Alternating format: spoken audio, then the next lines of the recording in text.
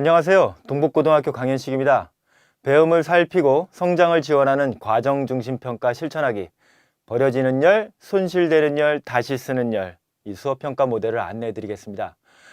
이 수업평가 모델은 학교 현장에서 2학기 수업하실 때 바로 사용하실 수 있도록 통합과학 후반부인 발전과 신재생에너지 단원을 다루고 있습니다. 물론 통합과학 수업뿐만 아니라고요. 다양한 수업 상황에 적용하고 학교 여건에 맞추어서 사용하실 수도 있습니다. 평가 모델 개발 방향을 말씀드릴까요? 평가 모델은 학생들의 수행 과정을 평가할 때 원격 수업 도구를 어떻게 활용할 수 있는지 선생님들이 좀 잘 이해하실 수 있도록 아주 구체적인 방법과 사례를 보여드리려고 노력하였습니다. 그래서 피드백 중심의 과정 중심 평가 모델을 3개 만들어 보았는데요. 첫 번째는 원격 또는 등교 수업에서 개념을 배우고 익히는 수업을 할 때 사용할 교실 응답 시스템입니다. 두 번째는 평가 목표 또는 핵심 역량으로 평가 준거를 일단 만들고 이 평가 준거에 따라서 학생들에게 피드백을 제공하는 모델입니다. 세 번째는 등교 수업에서 프로젝트 활동을 수행할 때 사용할 수 있는 동료 평가 전략을 말씀드립니다. 각 수행 평가 모델에 대한 설명은 앞으로 상세하게 설명드리겠습니다. 평가 모델은 개념 학습과 프로젝트 학습이 하나의 세트가 된다고 보시면 되는데요. 먼저 개념을 배우고 익히는 수업이 문제풀이 학습으로 쭉 이루어집니다. 다음 차시에서는 학생들이 앞 시간에 배운 개념을 적용해서 문제를 해결하는 소규모 프로젝트 학습 형태의 모둠 활동을 진행합니다. 개념 학습에서는 주로 학생 개인 단위 피드백이, 프로젝트 학습에서는 주로 모둠 대상의 피드백이 제공되는데요. 피드백을 활용하고 연습하는 단계를 쭉 거치고 나서는 학생들은 최종적으로 총괄 평가를 받게 됩니다. 이 평가 모델을요, 통합과학 교과에 한번 적용하고 열에너지를 주제로 총 7차시 수업을 구성해 보았습니다. 이제 공항고등학교 정진 선생님과 진선여자고등학교 최연숙 선생님과 함께 각 수업 평가 모델을 하나씩 구체적으로 살펴보겠습니다. 1차시 개념학습의 평가 목표 및 평가 과제는 다음과 같습니다. 평가 목표는 에너지 전환과 효율적 이용을 이해하고 에너지 효율의 개념을 사용해 설명할 수 있다입니다. 이러한 목표에 따른 평가 과제는 주요 학습 개념인 에너지 전환과 에너지 효율에 대한 개념 학습 문항을 풀고 이해하기 활동입니다. 1차시 학습 활동은요, 개념 문항 풀이 활동, 그리고 모둠별 논의, 정리 활동 이렇게 3가지 활동으로 나뉩니다. 1차시 수업이 원격 수업에서 이루어질 때는요, 개념 문항 풀이 활동을 팅커벨이라는 온라인 도구를 이용해 교실 응답 시스템 기법으로 형성평가를 실시할 수 있습니다. 정리 활동에서는요, 온라인 도구인 라이브 워크시트를 이용해 학습한 내용에 대한 학생들의 이해 상태를 쉽게 확인할 수 있도록 했습니다. 개념 문항풀이 활동에서 형성평가가 어떻게 이루어지는지 함께 알아보도록 하겠습니다. 팅커벨을 이용한 교실응답 시스템 흐름도입니다. 교실응답 시스템은 형성평가의 기법 중 하나로 교사가 문항에 대한 학생 응답률을 실시간으로 수집하고 이러한 정보를 이용해 학생들에게 적절한 피드백을 제공하는 형성평가 전략입니다. 여기 화면을 함께 보면서 팅커벨을 이용해 교사가 학생들에게 개념 학습 문항을 어떻게 제시하고 스마트폰을 사용하는 학생들은 교실 응답 시스템 활동에 어떻게 참여하는지를 살펴보도록 하겠습니다.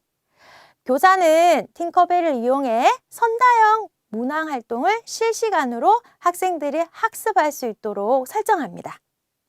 설정한 학습방 번호를 학생들에게 알려주면 학생들이 방 번호를 입력해 접속합니다. 학생들의 출석을 확인하고 교사가 공유 화면에 문항을 제시하면 학생들은 스마트폰에서 자신이 생각한 답을 선택할 수 있습니다.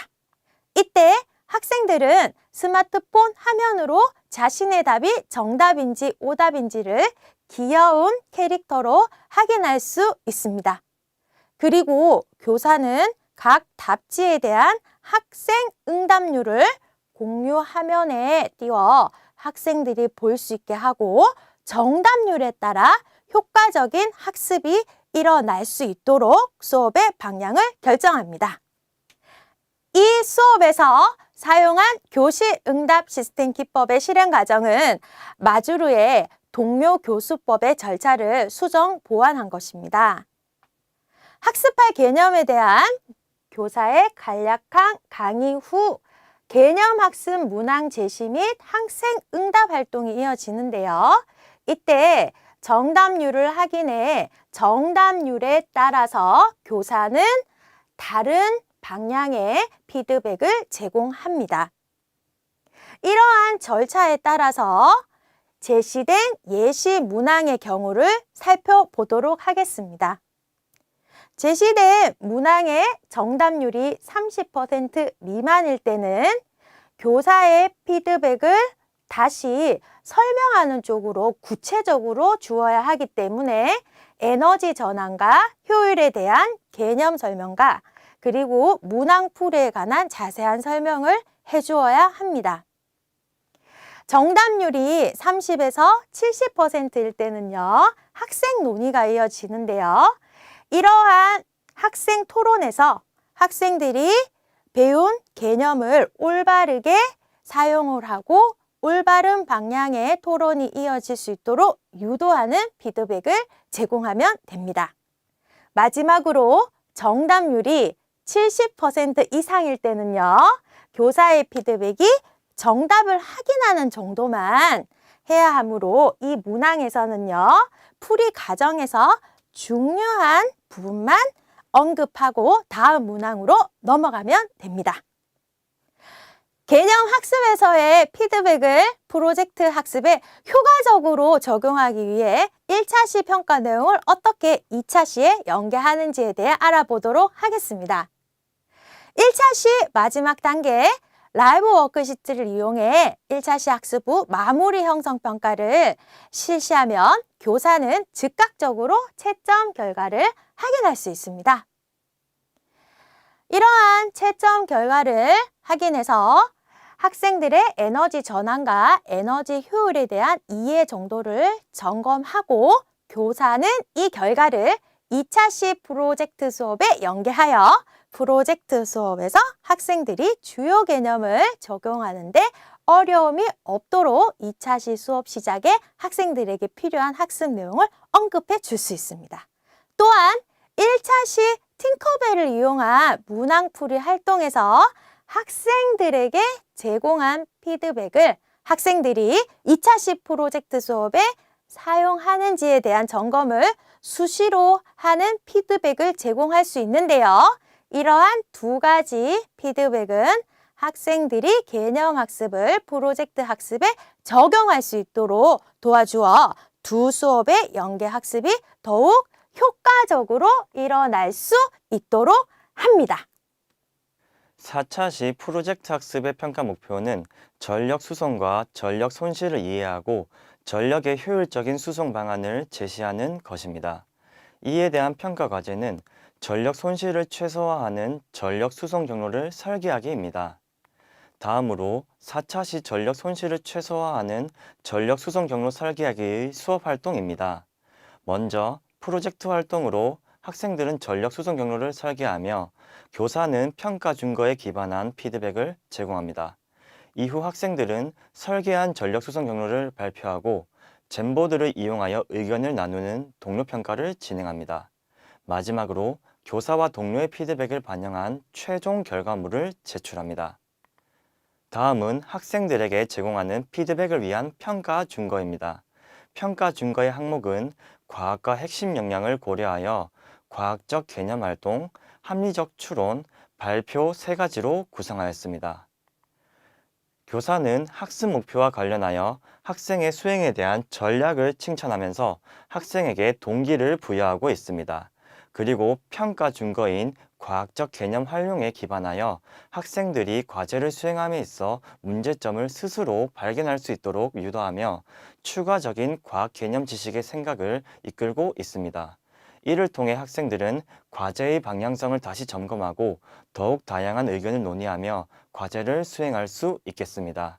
그리고 교사는 학생의 수행에 대하여 칭찬하며 추가적으로 개념을 확인하는 질문을 제시하고 있습니다.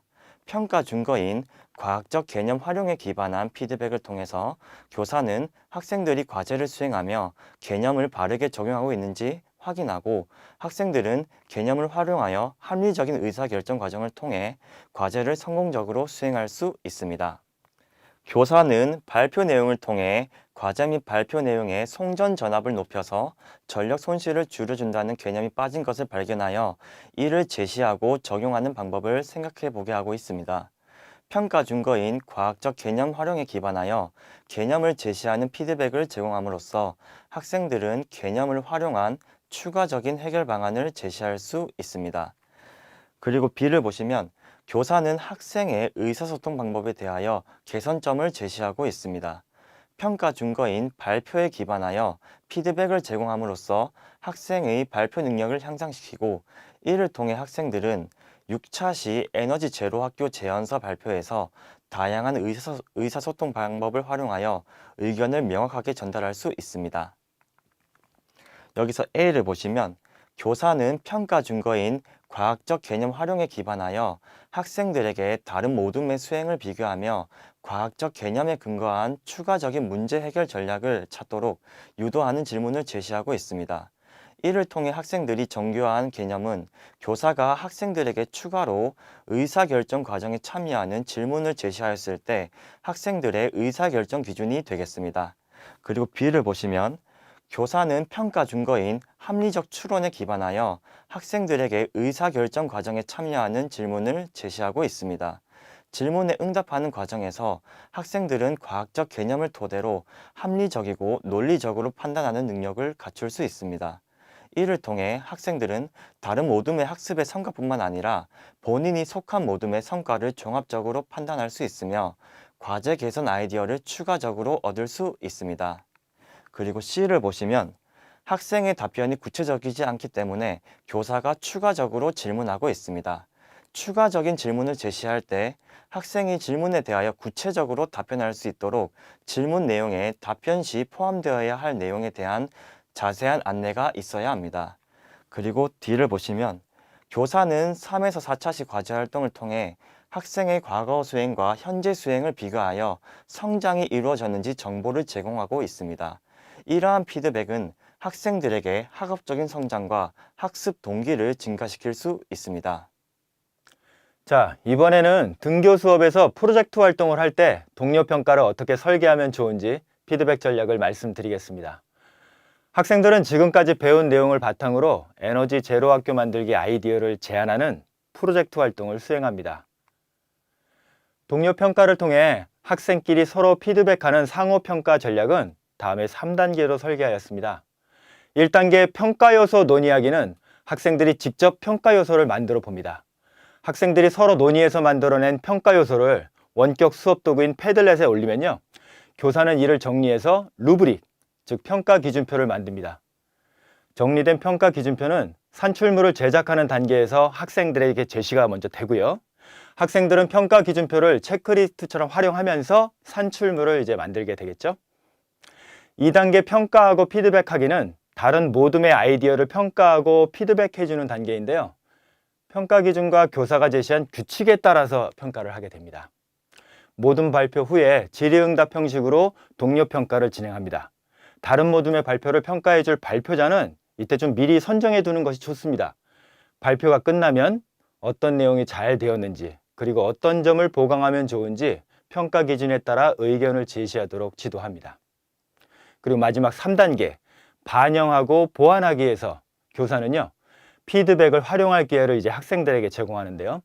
3단계에서 각 모둠은 피드백을 어떻게 반영할지 논의한 후에 산출물을 수정하고 보완합니다. 사실 동료 평가 기술은 자연스럽게 생겨나지는 않습니다.